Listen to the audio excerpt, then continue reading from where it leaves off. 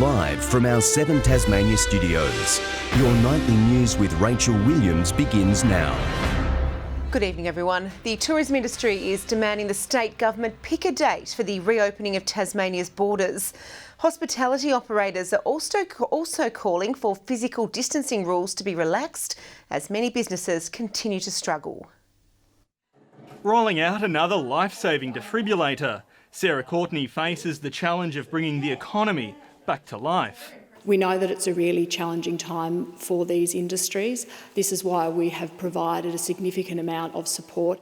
The hard-hit tourism sector wants more than just support. What we're wanting to see happen is for us to follow the lead of the other states now and to see a real clear date for when we can reopen our borders, we can really restart our visitor economy and frankly get these Tasmanians re-employed. His argument, if South Australia and the Northern Territory can announce opening dates for July, why not Tasmania? Premier Peter Gutwein is expected to make an announcement on Friday, but an increase in Victorian COVID cases and an extension of restrictions there will likely only add to the uncertainty. There's also pressure for the government to adopt the Western Australian policy of allowing one person per 2 square metres at venues, which would increase the number of people they can have in their establishment, which would help get people back into work. At the moment, obviously, the restrictions are one person every 4 metres, and we haven't had a case here for over a month, so it doesn't seem reasonable. The Health Minister says she's listening to businesses. And I understand the impact that the physical distancing restrictions have on their businesses. It's something that we're very mindful of. But the rules won't change until the health advice does. Sean McComish, 7 Tasmania News. A downsized Salamanca Market could be up and running as soon as next month, with struggling stall holders eager to get back to business. It's been 3 months since the iconic draw card shut up shop, but a new look launch all depends on further easing of coronavirus restrictions. Saturday morning at Salamanca. Usually this strip would be packed with thousands of shoppers. But for 3 months now, that iconic tradition has come to a halt and stallholders are feeling the pinch.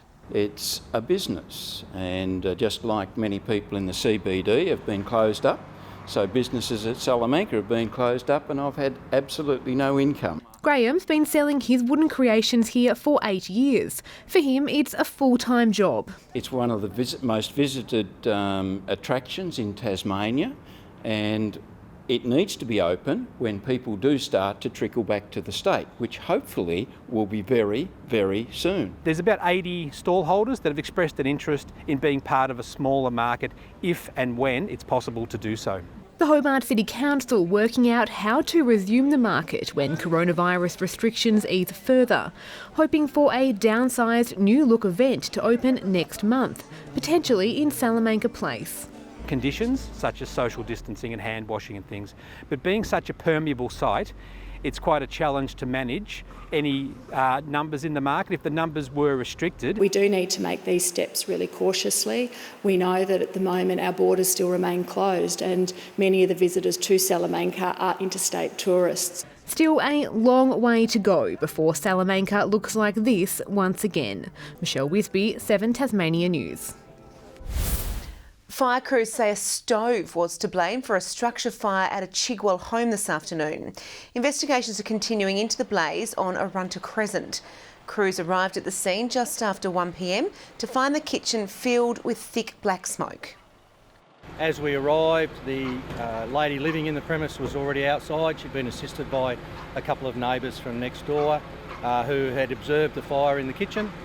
A woman was treated for smoke inhalation. A caravan cafe on the Tasman Peninsula has become an instant hit as Tasmanians rush to rediscover our own backyard. Tourism operators across the region are racing to be back up and running after spending months in hibernation.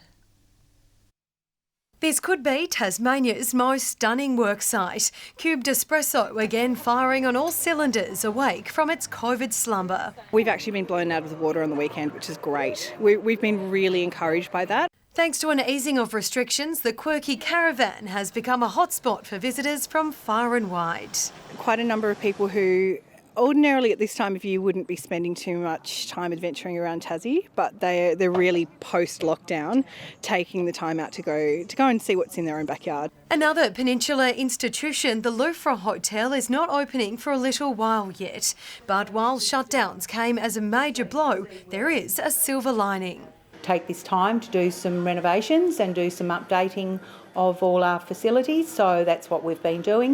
They've kept the bottle-o open and some staff on JobKeeper, working to get the place spick and span for when the doors do reopen in a few weeks. Get back to work and look after the people that are visiting us that need looking after. Another draw card for the region, the Port Arthur Historic Site is closed until the 3rd of July. But another historic site has reopened. It's been closed for 3 months. Doing some conservation works, but it'll be nice to be sharing it with people again. The Coal Mines Historic Site here at Saltwater River offers visitors an in-depth look at our state's convict history, with sites such as these incredible sandstone structures from the 19th century. This is one of the jewels of the peninsula, I think, because you can have a brilliant day out here and it's free of charge and open every day of the year. These operators are urging all Tasmanians to take the opportunity to explore their own backyard while borders remain closed. To have these sites a little bit to themselves until tourism finally gets back in full flow. And there's so many special ways to enjoy anything and everything that might take you to a more remote space where you can really take a deep breath. Louise Huber, 7 Tasmania News. Glamorgan Spring Bay Council will be slapped with an improvement direction by the state government. It comes following the advice the council may have breached rules around financial and asset management plans. Unfortunately, the council is not complying with a number of statutory matters. This is why we have issued this intent notice, and we're looking forward to receiving feedback from the council in the next fortnight.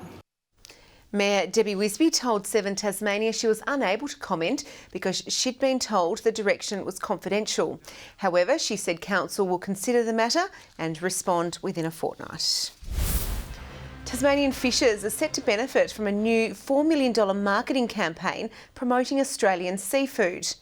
The sector has been one of the hardest hit by strict coronavirus shutdowns, with total demand for seafood dropping by up to 80% for some species.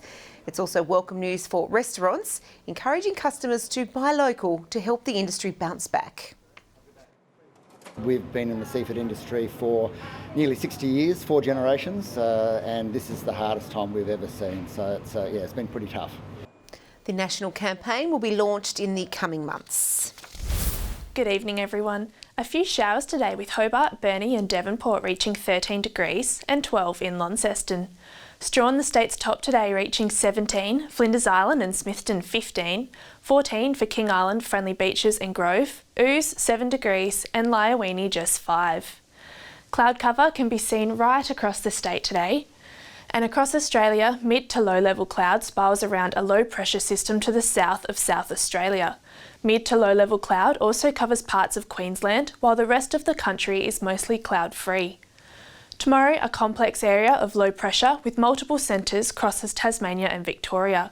A trough reaches across central Queensland, while a high pressure system is centred over eastern Western Australia. Variable winds tomorrow, 5 to 10 knots, gradually tending south to southwesterly, 10 to 15 knots during the afternoon and the evening. And there is a strong wind warning current for lower eastern and southern coastal waters from Wineglass Bay to Low Rocky Point. Hobart 13 tomorrow, Richmond and Ouse both 11 with morning fog and developing rain. Late showers and 14 in Launceston, Devonport 14 and partly cloudy, and 13 in Deloraine. Possible early showers and 14 in Burnie tomorrow, Strawn mostly sunny and 13, showers and 13 in Curry. And in the east, St Helens, Swansea and Whitemark all 14 degrees with some rain at times throughout the day. Looking on to Monday now, rain, most likely about the south, east and central areas. Rain about the southeast, east and central areas on Tuesday. And on Wednesday, showers about the east and southeast and mainly fine elsewhere. Sunny and 22 in Perth tomorrow, showers in Adelaide and Melbourne, Sydney 18, partly cloudy in Brisbane and a sunny 32 in Darwin. And Hobart, 11 degrees and mostly cloudy at the moment, 9 and cloudy in Launceston, and Devonport partly cloudy and 10. And Rach, that's the weather tonight. Well, that's all your news tonight. Thanks for joining us. Take care. Bye for now.